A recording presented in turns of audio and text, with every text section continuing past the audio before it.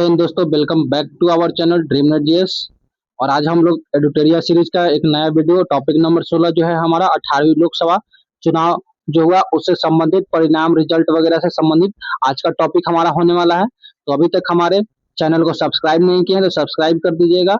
और editorial playlist अभी तक आपने नहीं देखा हुआ जाकर वहां देख लीजिएगा, क्योंकि सारा वीडियो वहां अपलोड है और एग्जाम के लिए आपके लिए बहुत महत्वपूर्ण है। तो बिना देर के हुए आज का वीडियो स्टार्ट करते हैं हम लोग। तो हमारा जो सबसे पहला है वो है 18वीं लोकसभा चुनाव परिणाम। ठीक है, और यह जो लिया हुआ है सब ईसीआई वेबसाइट से लिया हुआ है।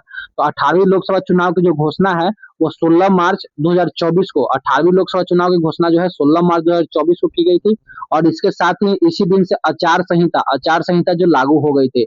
18वीं लोकसभा चुनाव का बात करें तो जो 19 अप्रैल से 1 जून तक कुल 7 चरणों में आयोजित किया गया था। तो 18वीं लोकसभा चुनाव जो है 19 अप्रैल से लेकर 1 जून तक कुल 7 चरणों में आयोजित किया गया था। और नतीजा जो है इसका रिजल्ट जो है 4 जून 2024 को घोषित किया था।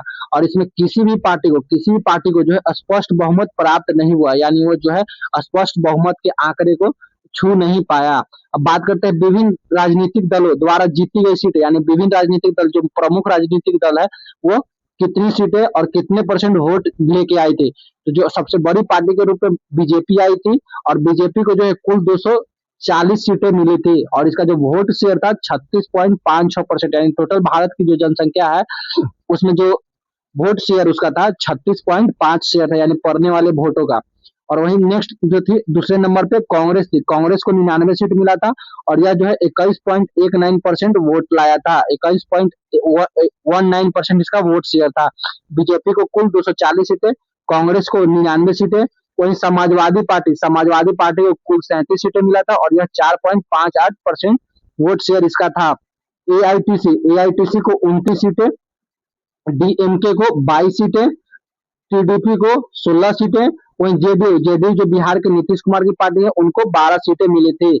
यानी हम बात करें एक बार बीजेपी को लोकसभा चुनाव यानी 18वीं लोकसभा में 240 सीट जो सबसे बड़ी पार्टी थी, कांग्रेस 99 सीट, समाजवादी पार्टी को 37 सीट, एआईटीसी को 29 सीट, डीएमके को 22 सीटें, टीडीपी को 16 सीटें, जेडीयू को 12 सीटें। और जो बात करें कुल मत जो है 65.79% रहा था। इसमें डाक मत पत्र शामिल नहीं है, यानी जो 18वीं लोकसभा चुनाव था उसमें जो कुल मतदान हुआ था 65.79% हुआ था। सबसे अधिक मतदान की बात करें तो सबसे अधिक मतदान जो है लक्षद्वीप में सबसे अधिक मतदान 84% हुआ था। और उसके बाद असम में 81%। यानी अगर बात करें ओवरऑल मतदान सबसे ज्यादा कहाँ हुआ था तो लक्षद्वीप में। अगर बात करें राज्यों में सबसे अधिक असम, जबकि सबसे कम मतदान जो है बिहार में 56.19% दर्ज किया गया था। और उसके बाद जम्मू कश्मीर में 56.58% था। बिहार में जो सबसे कम मतदान 56.19% और जम्मू कश्मीर में सबसे अधिक 56.58%। चुने गए सांसद जो अभी तक जितने सांसद चुने गए हैं उनकी औसत आयु की बात करें तो उनकी औसत आयु 56 वर्ष है। तीन सांसद जो है 25 वर्ष के हैं। और सबसे उम्रदराज सांसद जो है डीएमके के टी आर बालू जो है 82 वर्ष के। 82 वर्ष के जब ये चुने गए थे उस समय यह 82 वर्ष के थे, अब इनका उम्र 83 वर्ष है। यानी जो है डीएमके के जो सांसद थे टी आर बालू वह सबसे उम्रदराज सांसद इस बार चुने गए हैं। कुल 74 महिला सांसद विजयी हुई, यानी इस बार जो 18वीं लोकसभा है उसमें कुल 74 महिला सांसद विजयी घोषित हुई है। जो विगत लोकसभा चुनाव 2019 में 78 महिला सांसद से भी 4 कम है। यानी पिछले साल जो 2019 में लोकसभा चुनाव हुआ था उसमें 78 महिलाओं का चुनाव हुआ था और इस बार उससे कम है, 4 74 है टोटल। 2019 की लोकसभा में जीते हुए 216 सांसद मौजूदा सांसद में चुने गए। यानी बात करें पिछले जो लोकसभा चुनाव हुआ था 2019 में उसके 216 सांसद जो है इस बार भी जीत के आए हैं। 18वीं लोकसभा में 46% सांसदों पर आपराधिक मामले दर्ज हैं। इस लोकसभा में 7 निर्दलीय सांसद, 24 मुस्लिम सांसद और 3 बौद्ध सांसद हैं। यानी बात करके निर्दलीय टोटल 7 सांसद जीत के आए हैं, 24 को मुस्लिम है और 3 को बौद्ध सांसद है। टोटल सांसदों मतलब जितने भी सांसद है उसमें 46% सांसदों पर आपराधिक मामले दर्ज है।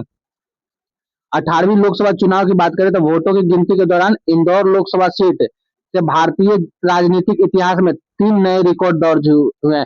यानी जो इंदौर का जो लोकसभा सीट था उससे रिकॉर्ड 3 दर्ज हुआ, मतलब अभी तक भारतीय राजनीतिक इतिहास में 3 नए रिकॉर्ड दर्ज हुए हैं। तो जो सबसे पहला रिकॉर्ड था उसमें भाजपा प्रत्याशी जो थे शंकर लालवानी सर्वाधिक 12,26,751 वोट प्राप्त हुआ है। इनको जो है अभी तक सर्वाधिक 12,26,751 वोट प्राप्त हुआ है। और शंकर लालवानी जो है अपने प्रतिद्वंदी बसपा बसपा के सजय सोलंकी को सर्वाधिक वोट अंतर यानी 11,75,092 वोट से पराजित किया है। यानी यहाँ पे रिकॉर्ड तो सबसे पहला रिकॉर्ड था कि इसमें सबसे अधिक मतदान हुए 12,26,751 मत जो है सिर्फ शंकर लालवानी को मिले, और इसमें भी वो अपने प्रतिद्वंदी को 11,75,092 वोट से हराते हैं। और तीसरा जो था इंदौर लोकसभा सीट पर सर्वाधिक 2,18,674 वोट नोटा को प्राप्त हुए। यानी जो है ना 2,18,674 वोट जो है नोटा को मिले, यानी नोटा को अब तक मिलने वाला सबसे अधिक मत है। यानी यह अब तक के किसी भी लोकसभा तथा विधानसभा चुनाव में नोटा को मिले सर्वाधिक मत है। 2,18,000 वोट नोटा पे ही पड़ गया। नेक्स्ट है हमारा वर्ष 2019 में गोपालगंज बिहार से नोटा का सर्वाधिक मत 51,660 था। यानी इससे पहले जो है 2019 में बिहार के गोपालगंज में नोटा में जो सबसे अधिक मत पड़ा था 51,660, लेकिन इस बार कितना पड़ गया 2,18,674। सूरत से भाजपा इस बार मुकेश दयाल निर्विरोध चुने गए हैं। यानी सूरत सीट से जो है भाजपा के जो उम्मीदवार थे मुकेश दयाल वो निर्विरोध जीते हैं। और श्री नरेंद्र मोदी पंडित जवाहरलाल नेहरू के बाद लगातार तीसरी बार प्रधानमंत्री के रूप में शपथ लेने वाले दूसरे व्यक्ति बन गए। यानी जो बात करें नरेंद्र मोदी के, ये पंडित नेहरू के बाद लगातार तीसरी बार प्रधानमंत्री पद का शपथ लेने वाले तीसरे दूसरे व्यक्ति बन गए हैं। तो ये था हमारा एडुटेरिया से लोकसभा चुनाव 2018 लोकसभा चुनाव 2025 के 24 के परिणाम। तो आज का वीडियो आपको अच्छा लगा होगा तो हमारे वीडियो को लाइक कर दीजिएगा और हमारे चैनल ड्रीमनेट जिसको सब्सक्राइब कर दीजिएगा। और इस तरह का जो टॉपिक वाइज जो वीडियो है हमारे चैनल ड्रीमनेट जीएस के प्लेलिस्ट एडुटेरिया 2026 करंट अफेयर्स तो पूरा एडुटेरिया बुक का करंट अफेयर्स कराया गया है, जहां आप जाकर बिल्कुल कम समय में देख सकते हैं। तो मिलते हैं हम नेक्स्ट वीडियो में, तब तक के लिए जय हिंद जय भारत।